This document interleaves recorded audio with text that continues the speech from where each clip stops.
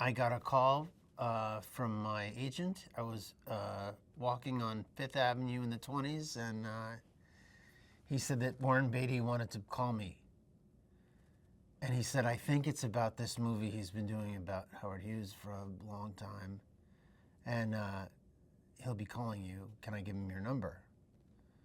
And that was the first. I was happy just to get the call, you know. Yeah, he's a legend. Well, Lavar is, yeah, he's a driver for Howard Hughes. And then he's also sort of in charge of I think, it's not totally clear, but he's a little senior in this pool of drivers who sort of don't just drive, but kind of help make things work for Mr. Hughes. I think in reality it was a group of Mormons or something I've read, but we changed that. So I'm sort of a facilitator, assistant, driver type person, and then I also help Alden's character kind of learn the ropes at the beginning, and then he rises. Well, sometimes it is, but in this case, he changed the story a little bit. We were Baptists, I believe, and the character I think it might have been a combination of a couple of those guys. It wasn't really somebody I could. There was a Lavar, I think, but it was not somebody I could look up and read about, and that also wouldn't have been necessary or helpful particularly. The story was clear from reading the script, and I didn't need to go outside of that, I didn't feel.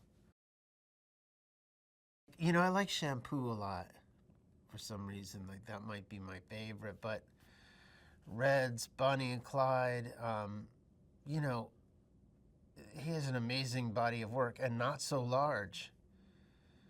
I mean, it's large in the importance of it, but it's not, you know, most guys on IMDb, you'll see 130 or something like that. And I think it says 9 or something. You know, he does quality over quantity, which is unusual with actors.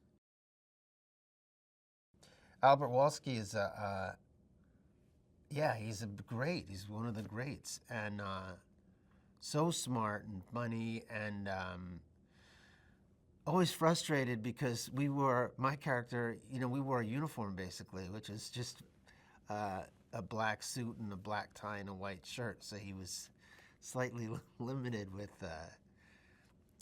me and Alden and us guys until the end of the picture. But he spent a great deal of care on those shirts. The shirts were made, getting the fit right, getting the period right, but also making people look good. He's a master, you know, and it was great to spend time with him.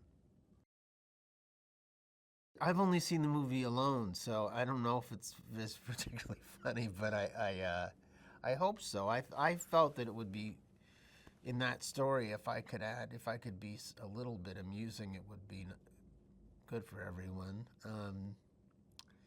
You know, and I don't have a whole lot, but I like to go back and forth from being serious to funny, and if something funny occurs to me, I will try it. I tried to go easy on him, but we both laughed. We laughed in the film at one point, and I know it's real. We would just laugh because we would do, you know, 30 takes of eating a tuna sandwich, and late at night, you know, men will be men. We start laughing sometimes, but not too bad. And he's younger than me, so he's easier to torture in that way. But he's such a charming. I just enjoyed being around him so much, and if I could make him laugh, I would always enjoy that. Why not? Yeah, that's its most throwback quality in some ways, is that it's just about these people. I mean, of course, there are lots of movies that are just about people. Those stories still exist. But they seem to feel less and less common. And I think it's great how it feels like a Warren Beatty movie too, and so it doesn't feel like a committee made it, or because they didn't. He really does care about every hair on its head. So it's his movie, and those aren't that common.